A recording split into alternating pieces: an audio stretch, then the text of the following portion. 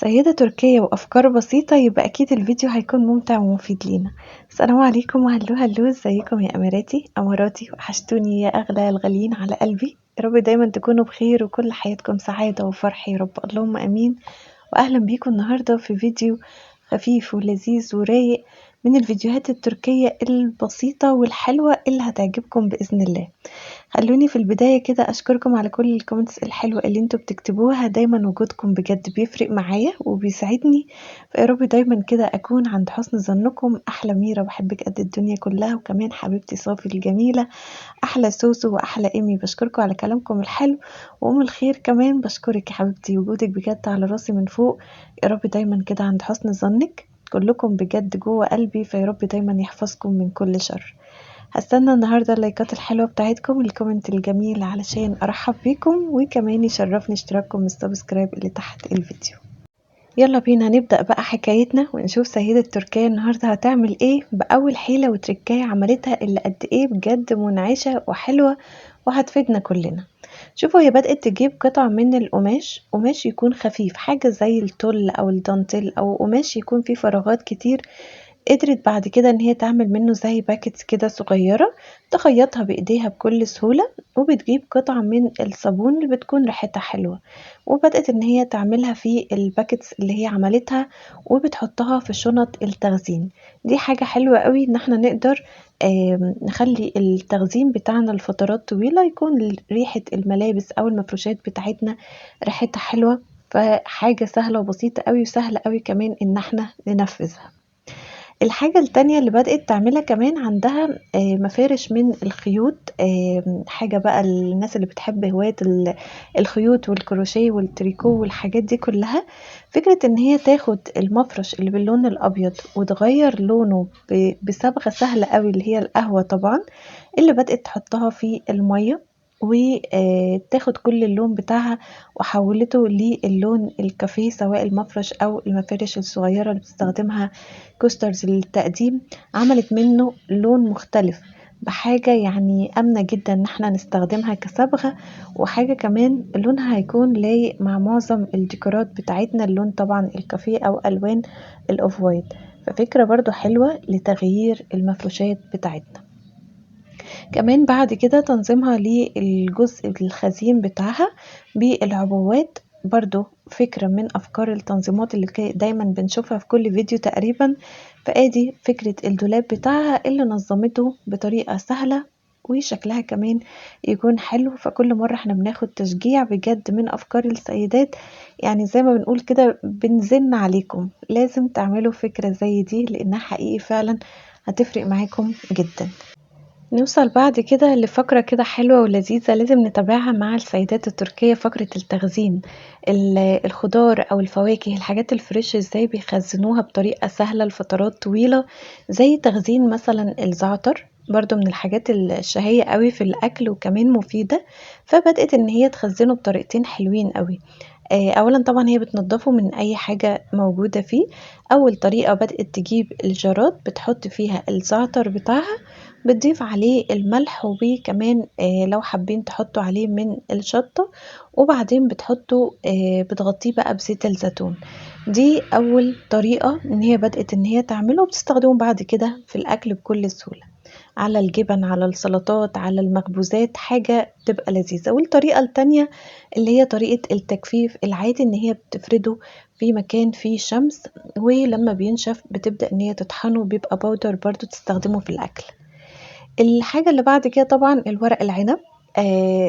تركيا مشهورة جدا طبعا بورق العنب، فطريقة حلوة برضو كمان للتخزين، ان هم بيبدأوا يحطوا كام ورقة كده فوق بعض، بيشيلوا العود اللي موجود فيها، وبعدين بتبدأ تحطهم في حاجة بحيث ان هي تغطيها بعد كده. اي إناء يعني يكون كبير، تغطي كل الورق ده بالمية السخنة. يعني بعد ما بتفرده كده فوق بعضه، بتحط المية السخنة عليه يتغطى، ويكون يعني متغطي كويس جدا جدا. وبعدين لما المية بتبرد، بتبدأ تحط شوية من الملح جوه شوية ورق كده، وتلفهم رول، وبتحطهم في الجار بتاعها، بتحط عليهم شوية من المية ومن خل التفاح. دي طريقة تخزين زي المخللات كده، يعني بيطلع بتحشيه على طول، وبتبقى حاجة برضو تفضل تعيش معاكي لفترة طويلة. سيدة تركية بقى كمان يعني شطورة مش بس في المطبخ وفي التركات وفي الحركات، لكن شطورة كمان في بيتها. يعني جابت 2 من الأجهزة العملية اللي حقيقي دلوقتي بقى مفروض يكونوا متوفرين في كل بيت، لأن قد ايه بجد عمليين وهيسهلوا عليكي مهام كتيرة. يعني تنظيف المفروشات، الكنب والكراسي حاجة بتبقى مرهقة قوي في التنظيف مهما كان لون القماش بتاعك غامق زي الجري مثلا. عندها شوفوا كمية الأتربة اللي طالعة منه قد ايه. فجهاز تنظيف المفروشات ده حاجة برضو يعني عظيمة قوي من الاختراعات الحلوة. وكمان الجهاز التاني اللي هي الموب اللي بالبخار، اللي بيبقى فيها اوبشنز انك بتغيري القطع بتاعتها، سواء بتنظف الارضيات او بتستخدميها بتنظفي بيها الاجهزة الكهربائية زي البوتاجاز او الفرن بتاعك، بتنظفي بيها الحيطة او التقفيل بتاع المطبخ، الحاجات اللي بيبقى فيها دهون. يعني استخداماتها هتكون كتيرة، وكمان هتكون مفيدة ومريحة ليكي. فزي ما انتوا شايفين نظفت بيها الأرضيات، نظفت بيها السجاد. قطعة تانية بتتغير تنظف بيها السيراميك مطبخ أو الحمامات، الباب مثلا زي ما قلت لكم، البوتاجاز أو الأجهزة الكهربائية. دي برضو حاجة هتكون عملية قوي ومفيدة. فبصراحة الجهازين يعني أحلى من بعض. أكيد طبعا في اوبشنز كتيرة قوي للماركات المختلفة اللي انتوا تقدروا تختاروا ما بينهم حسب الاوبشنز اللي موجودة او حسب التكلفة بتاعتها. لكن طبعا يعني في الاول وفي الاخر حاولوا بجد انكم توفروها. انا عن نفسي بجد ان انا اوفر الاجهزة دي في البيت، لان قد ايه بجد عملية وحلوة وهتوفر علينا مجهود كبير قوي. كمان برضو عايزاكم تكتبولي في الكومنتس، يعني عشان برضو نفيد بعض ونستفيد من بعض. لو حد عنده من الأجهزة دي باسم معين أو بماركة معينة لسه جايبها قريب، يكتب لنا الاسم، يكتب لنا التكلفة بتاعتها عشان نستفيد من بعض، ويقول لنا تجربته كمان في استخدام الأجهزة دي علشان نشوف ريفيوهات مختلفة قد ايه هي فعلا عملية ولا ملهاش أي لازمة. خلونا بعد كده نكمل معاها بقية تفاصيل الفيديو بتاعها وأفكارها الحماسية والحلوة جدا. طبعا احنا بنشوف معاها روتين حلو، وفي الآخر بعد ما تخلص لازم تكافئ نفسها بالفنجان القهوة أو بأي مشروب مفضل ليكم. لازم حقيقي فعلا تفصلوا ما بين روتين البيت ومجهود البيت وكده، يا رب يديكم الصحة، وما بين نفسكم انتوا كمان.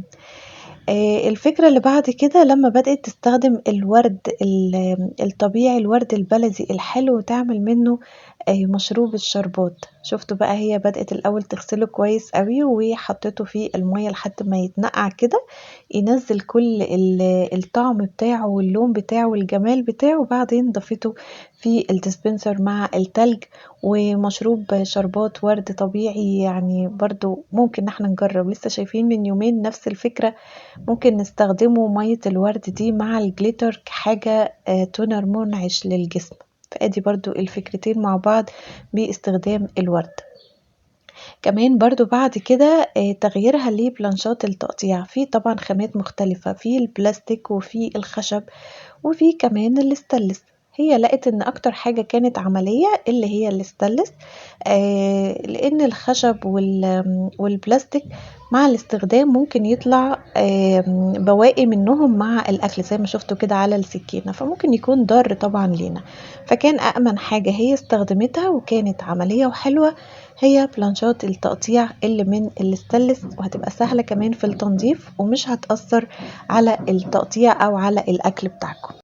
نعيش معاها كمان برضو تغييرها كده بأفكار سريعة لغرفة بنوتتها. أكتر حاجة عجبتني في تغيير الغرفة هي فكرة الدولاب ده. شوفوا بقى من القماش بدأت تعمل كده مجرد 2 فريم بس، وتعمل القماش عليهم نفس القماش اللي كانت استخدمته في الباكتس بتاعت الصابون اللي في أول الفيديو. البواقي منه خدته وعملت منه اللي هي عبوات الحفظ اللي بالصابون دي. لكن فكرة الدولاب دي عجبتني قوي، حاجة كده لبنوتتها الصغيرة زي البرنسس كده، حاطه فيها الدريسات بتاعتها.